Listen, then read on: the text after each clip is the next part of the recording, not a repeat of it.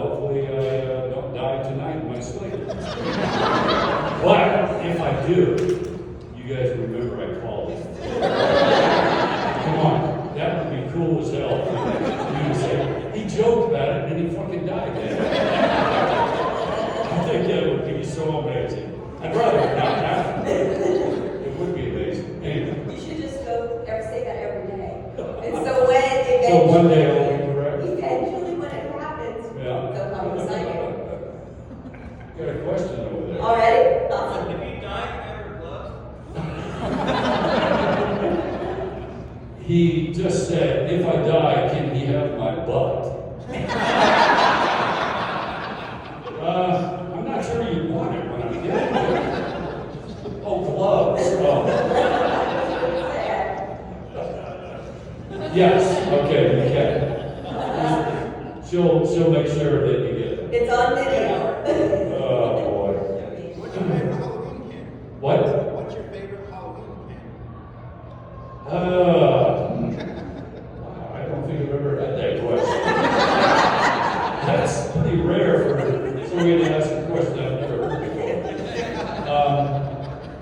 I know it sounds stupid and most people don't care for it, but candy corn. Yeah! Because what other candy can you pretend that it's your teeth? Put it in your lips and go, "Arr!" Just fuck with people. My wife is sick of it by now. Because of that, I do it every time. Put one in and act like some fucking weird hillbilly or something. Yes, candy corn. Any other audience questions? Yeah, let's go. One of my favorite more obscure performances of yours is in Adam Green's show, Hollister. And I was just wondering, did you get to help create your storyline in that versus Freddy versus Jason? Or did he just tell you that was what he was going to do? It was a combination, talking about Holliston, and we even came up with stuff on the fly, while, like in the middle of shooting a scene, one of us would think of something to say or do, and that's why it's such a pleasure working with him. He's very creative, and he's a genius with horror, because it's hard to make a scary horror film, which I think can be scary, but then it's hilarious sometimes. That is a fine line to walk when you're making a horror film. But what he decided, and I agreed, was that if my character's not around, there's no reason that the interaction with the other characters can't be funny. And that's what he does. And then I show up and it's not fucking funny anymore. Or is it? No, it is for me. I'm laughing my ass off when I'm killing people. But, yeah, so it's just fun working with him. And Holliston was just amazing because it was, me. And interesting, I was going through my garage cabinets like 2 weeks ago and just cleaning out stuff and rearranging things, and I realized I had my Meshuggah head that I wore. If you know who Meshuggah is with Adam Green, and I was like a Jewish Frankenstein with the yarmulke and everything, square head with the yarmulke on top, and I just realized I had that. I didn't even remember keeping it. So it's always fun to go through old stuff and find items that I forgot I had. And like I also found my, I think it's a badge, like a security badge from Wishmaster. And I had the uniform and I kept the badge, and you find all that stuff after so many years, and since I'm fucking old and can't remember, it's fun to discover it again. And I don't know if any of you in here have ever seen the documentary that was done to Hell and Back. Yeah. The producer, director, creator, sitting right back there. Derek, would you stand just for a second? Hey!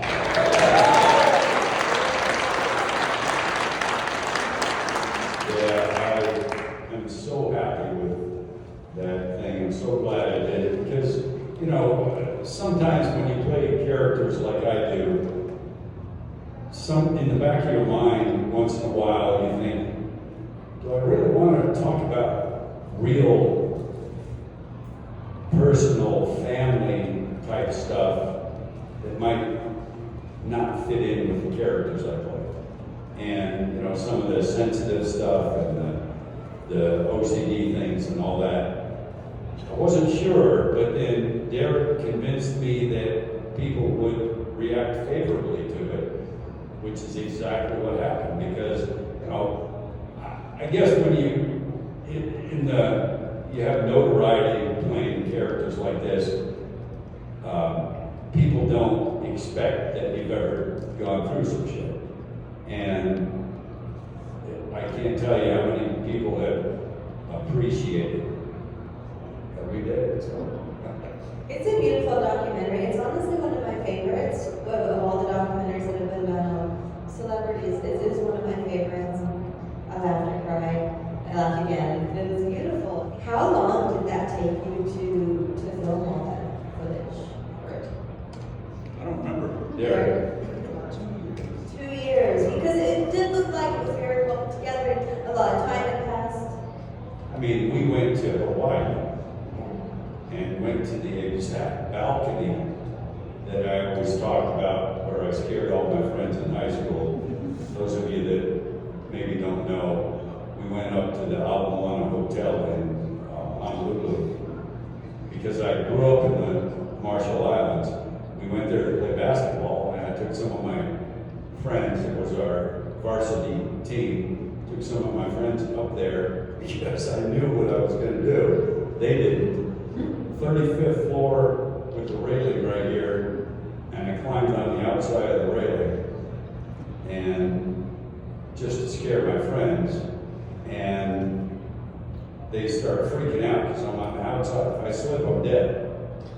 And so, of course, I make it worse by I'm holding like this, and they're freaking out, and I say, "What's the matter, guys?" They shit themselves. One, literally. And I never let them forget, by the way. And, you know, it just seeing that reaction was what made me start thinking about stunts. Because I'm thinking, I did this just for my own entertainment. And I probably could have been paid very well from a movie. And so that's what really made me start thinking about stunts, and that's why I, you know, after 3 semesters in college, I quit to do stunts. And, you know, didn't go over too well with my dad, but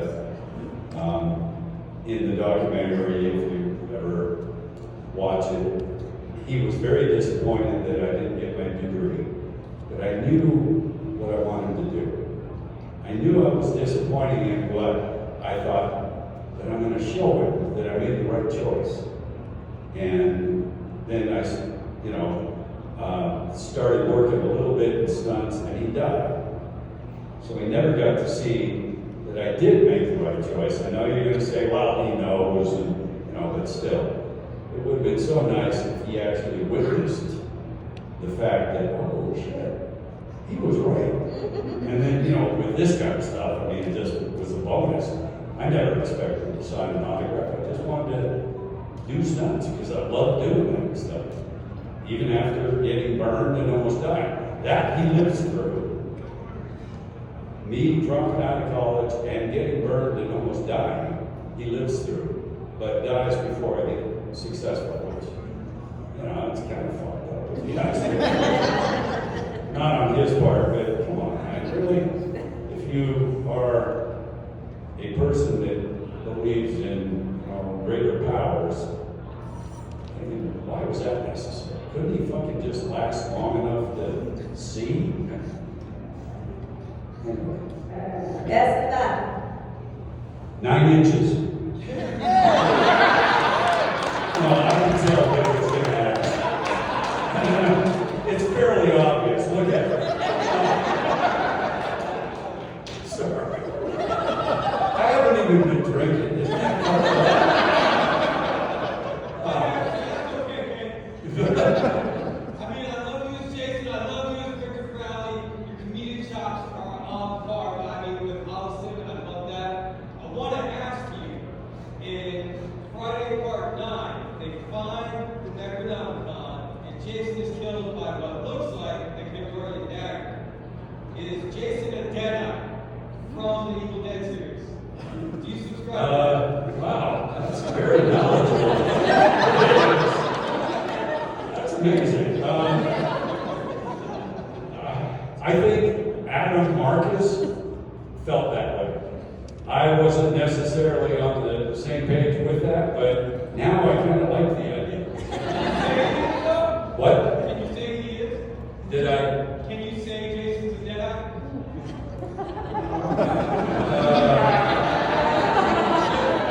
If I do say it, I have to kill this man. Get it on film. Sorry, Rob. You gotta go, Bob. Come on. And didn't I just hear that Robert England is doing a documentary too Yeah, that was on his career? And I'm hearing that his documentary is getting a theatrical release. And I'm like, what the fuck is that? He played one character who was a fucking child molester. Yes, Robert, that's for you. One character, he's not even the only person to play Freddy. Just like I'm not the only person to play Jason. And he gets a theatrical release? That's fun. I have such love for Jason Girls Part 8 because I saw them when they were brand new. I was 8 to 10 when they came out. So I saw them when they were brand new. I was already a fan. I was too. Yes. I was already a fan. But I saw the other ones were so old. You know, they'd already been out a while, but having that brand new feeling of seeing that movie, that character we love so much, with everyone else was magical. So I've always loved those 2 installments. Jason Goes to Hell. Let me, if I could, just blow off a little steam. When I first read the script, I was like, oh, well, it's certainly different, which every Friday movie I did was vastly different than the previous. But I thought, you know, Jason's evil is going to go into other characters. So, you know, I wasn't used to that because I'm used to being the guy that's killing everybody. And sorry if you've heard this in the documentary and stuff, but I thought, as a viewer, and I'm serious about this, I thought it would be very cool that if the evil of Jason is within another character, wouldn't it be interesting if that actor did something reminiscent of what I do? Just a little tidbit where you say, that doesn't look like Jason. Oh, but that's what Kane does sometimes. I think as a viewer, that would have been cool as hell. And I talked to one of the actors who will remain nameless, told him about my idea, thinking, you know, what if you did this and just did a little signature thing so that people still see that it's my Jason, kind of. And his response was, yeah, my Jason wouldn't do that. Your Jason wouldn't do that? So when it came time for him to die, at my hand, oh, it was not easy. You know, you wear that makeup and stuff for so many hours, and it takes 3.5 hours to put on, depending on which movie. And by the time you come to the violent stuff, you're ready to be violent. And a lot of people that were victims of my Jason will say, yeah, it was not fucking easy. And, you know, gives them a story to tell. So. And that's the one you told me, I believe, where the costume wasn't really uncomfortable, more uncomfortable than normal, not that any of them are, because of how much it covered. Not even how much it covered, but, you know, part 7 was very difficult because it was prosthetics head to toe. Even the bodysuit, everything. And even though the mask was on almost the entire film, I still had to put the prosthetic face on, which took 3.5 hours. And because part of the mask was missing, and Biegler liked to see the teeth opening and closing, so he asked if I would do the makeup every day. And of course, he is the reason I played the character, so I would do anything I could for him. And that was hard. Part 8 was easier because I just had a headpiece and the face was open, because the mask never came off, except when I kicked the radio and turned around and lifted it. And, you know, it's just my face under there. Yeah, we didn't see that. Right. Camera doesn't see it, so just to entertain myself. It's cool, man, it's cool. That's right. Just to entertain myself, I turned around and lifted the mask and said, fuck you. Just to see if I could make a great character. And he stayed in character, so that was pretty good. You know, it's a difficult thing to work in, so you have to entertain yourself and keep yourself in good spirits. But Jason Goes to Hell was the most uncomfortable by far. And it was full body prosthetics again, but for some reason, and I still really haven't figured it out, it was 10 times hotter than the part 7 stuff. And it shouldn't have been. And after a couple days of shooting, I had to start wearing a cool suit, which is a vest that circulates ice water, just to keep my body temperature down, because I felt like I was gonna, you know, pass out just from the incredible heat. So that was my least favorite version of the character to play. And I make sure Greg Nicotero always hears that, because it was him that designed it. Now he's a fucking big shot with Walking Dead. But yeah, so, you know. And Victor Crowley was a little bit hard to work into. Every movie, it was pretty much the same makeup. Robert Pendergraft did the makeup in, again, 3.5 hours of gluing shit, lenses, teeth. It just gets old and makes you ready to be violent. At least me. Sorry. What did you enjoy doing more if you're not That's a tough one to answer, because Jason was a character that existed already. And just, if you can't imagine how unbelievable it felt when Biegler said, "You're going to play Jason in my movie." And I was like, what? I was happy to do it, but it was all because of him, because he told Paramount Pictures that this is the guy I want to play Jason. And they're like, never heard of him. And nobody had him. And Biegler said, trust me, he's the guy. And they kept saying, he's not very big.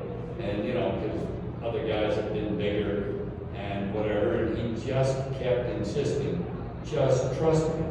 And you can't say that he was wrong, considering I did 3 more movies after that, based on that performance. So, but it was an amazing feeling to step into a character that was known around the world already. 6 movies have been done. CJ did a great job, I think, as Jason, my favorite performer, other than myself. And he, I think, if it hadn't been for Biegler, CJ would have done it again. So, the fact that I suddenly was on the map, so to speak, in, you know, fandom was amazing because, again, I never expected to sign an autograph. I just wanted to do stunts. And I told this in the documentary too, and I always talk about it, but my first convention, right after we shot the film, was Fangoria Weekend of Horrors in LA. And Beekler was doing a panel. The movie wasn't even out yet. And Beekler was doing a panel talking about it. They knew there was a new Friday movie coming out, and he introduced me. I was sitting in the audience just listening. He introduced me. I stood up briefly and then left the room. And as I left the room, there was 50 people following me to get stuff signed. And I had never experienced that. And I was like flattered as hell. Still am, really. So it's hard to top that. But then somebody like Adam Green comes along and says, I have a character I want you to play, and I'd like you to help me develop it, because this is nothing we had seen before. So he had certain ideas, and I added my input, and it was amazing just to create a character, as opposed to stepping into a character that exists. So I'm not sure if I could say which one was more enjoyable. They were so different. And Victor, boy, I always said that my favorite kill that I've ever performed is the sleeping bag. Because it's so unique and not a weapon. But I have to say that the Mrs. Permadio, if you know who that was, in the first Hatchet movie, when, I don't mean to sound derogatory, but the dumb bitch tries to run. Not gonna work. You think it can outrun a fucking weirdo? And I catch her and rip her head apart by her jaw. That's number one. That's number one now. And very close behind that kill and sleeping bag is Melissa Rose. Now, anybody not know how I killed her? Again, and I don't mean to sound sexist, but the dumb bitch tries to call for help on her cell phone. I don't really care for that. So I grab her arm, rip it off, and do what any of us would do.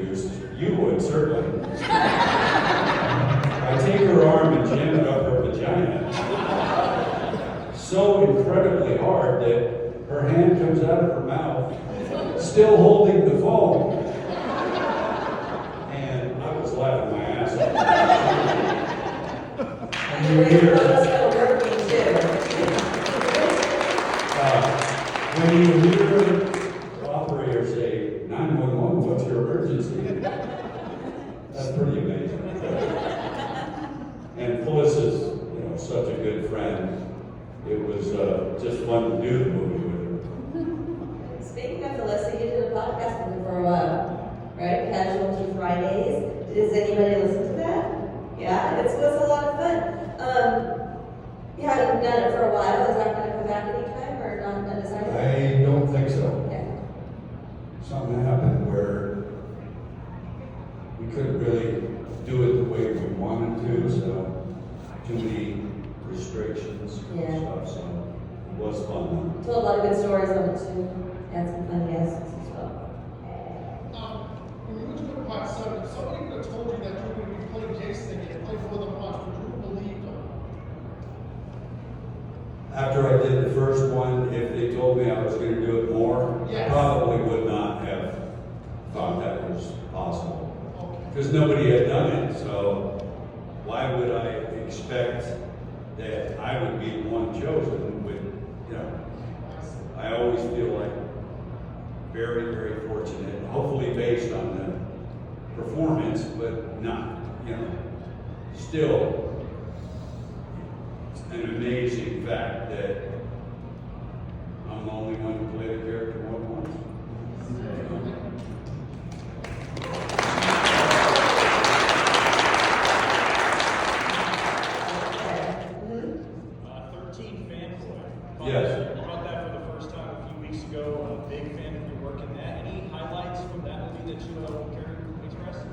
That what? that you would care to talk about? Any highlights? I mean, I loved doing the movie just because it was, you know, basically me, and it's kind of fun to play a character that's almost your real self. You would feel like it might be easy, but it's not necessarily so, because, you know, Derek will tell you that I gave him a lot of information and stories and stuff that were almost too much to use in the documentary, or a little bit fine line to walk, but you know, just any actor likes playing something different. Even if you're good at a certain role, anybody likes to be challenged and try something different. And that's kind of how I approached that, even though it was really me. But I like the death scene, kind of, because, you know, it's not easy to do heavy emotions as a character. So I always admire when I watch an actor's performance where they are convincingly heartbroken or sad or even angry. Because so many times I watch something and think, just acting. But if it takes you out of that and you're just involved in the performance, that's successful. So, yeah. And, you know, you guys know that I did the motion capture for the Friday game, the video game. And you probably all also know that for the past 2 years now, we've been doing motion capture for the chainsaw game.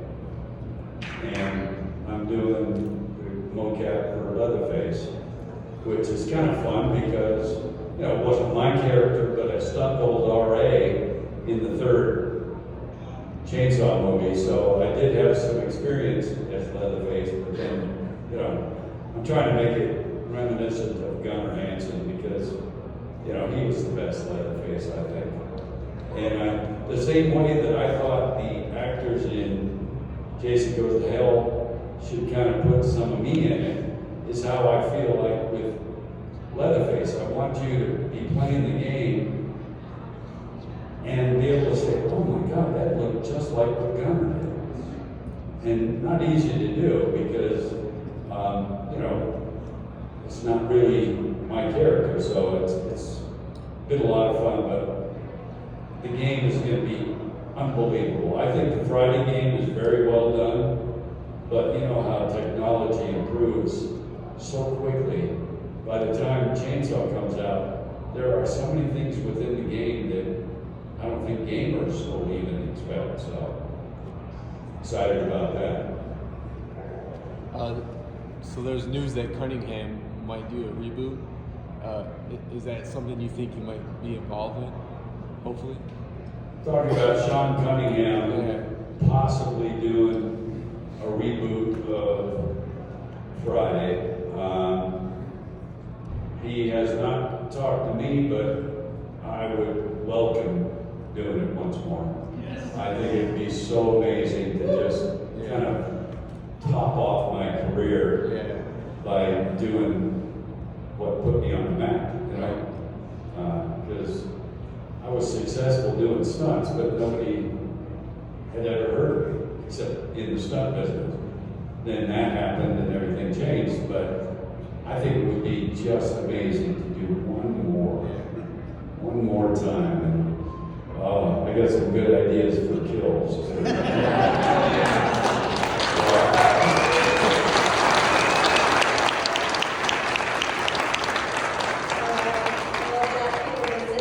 Thank you so much for your time with us tonight. Thank you guys. Enjoy the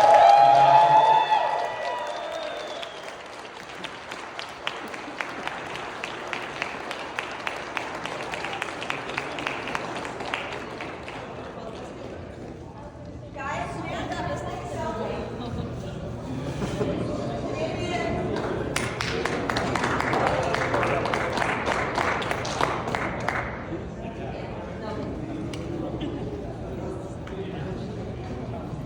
I can take a picture for you. That's tradition. Selfie tradition.